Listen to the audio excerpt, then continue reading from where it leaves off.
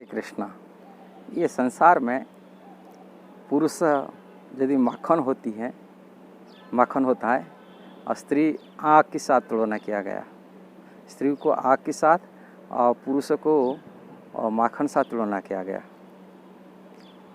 ये बात नारद जी श्रीमद् भागवत के 7वां स्कंद में अंत में बोल रहे हैं। ये बात है, कोई सोचते होंगे ये ब्रह्मचारी के लिए कि सन्यासी के लिए, विरक्त व्यक्तियों के लिए कहा गया।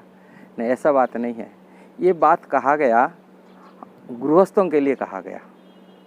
नारद जी ये बात गृहस्थों को उपदेश देते हुए कह रहे हैं, गृहस्थ अपना धर्म को निभाना चाहिए, देखना चाहिए।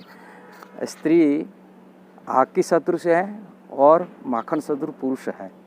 इसलिए अपनी को जो शुद्ध बनाना है, पवित्र बनाना है और भगवान की भक्ति करना है, भगवान धाम को जाना है, आध्यात्मिक क्षेत्र में प्रगति करना है। इसलिए स्त्रियों को आग की सदृश देख करके उससे अपनी दूरता बनाई रखे। गृहस्थों की ज़्यादा मिलजुल होते हैं, पति पत्नी की स्त्रियों के साथ में मिलना जुलना बहुत होता है। इसलिए गृहस्थों को ये बात को बता के रखे, कारण संसार में यदि कोई पवित्र होना है वो है कामुक वासना से रहित होने के लिए। जब कामुक वासना मंदिर में हम चित्त में आ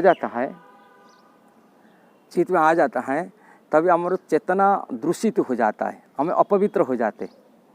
इसलिए भगवान की सेवा के लिए हो कि आध्यात्मिक प्रगति के लिए हमको चेतना को शुद्धि करना चाहिए, पवित्र होना पड़ता है। जब तक पवित्र नहीं हुए, परम पवित्र भगवान श्री कृष्ण की सेवा नहीं कर सकते। भगवान परम पवित्र है, इसी विचार से संपूर्ण मुक्त है। और उनकी जो भक्त होते संपूर्ण मुक्त होते, और उनकी जो सेवक होते, परिकर होते, पार्षद होते, ये विचार से संपूर्ण मुक्त, वो पूरा स्वच्छ, चंद्रमा से भी अधिक स्वच्छ है। चंद्रमा में तो कलंक है और कलंक नहीं है, निष्कलंक, संपूर्ण कलंक शून्य। इसलिए इतना पवित्र होना चाहिए। और पवित्रता आता है कामुक वासना रहित होने से। जब कामुक वासना मन में आ जाता है, चित्त में आ जाता है, मन दूषित हो जाता है। हम आध्यात्मिक क्षेत्र कभी प्रगति नहीं कर सकते इसी के लिए।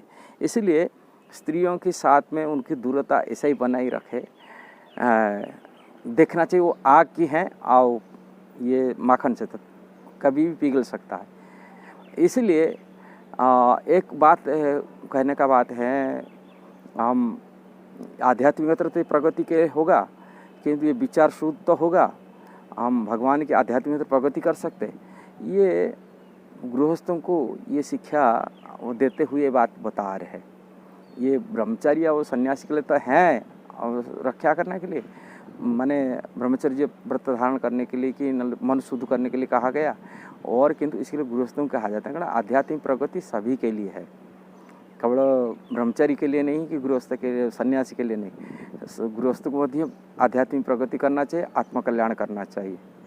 ऐसा नहीं है उनको ये नहीं करना चाहिए, पशुवत जीना चाहिए। उनको अधिक आत्मकल्याण कर सकते, कोई भी किसी स्थान में रहे उनका आत्मकल्याण कर सकते हैं। और ये बात तो आपको जरूर अच्छा यदि लगा आपको जरूर शेयर करना, सब्सक्राइब करना, लाइक कमेंट देना। हरे कृष्णा, जय श्री प्रभुपाद।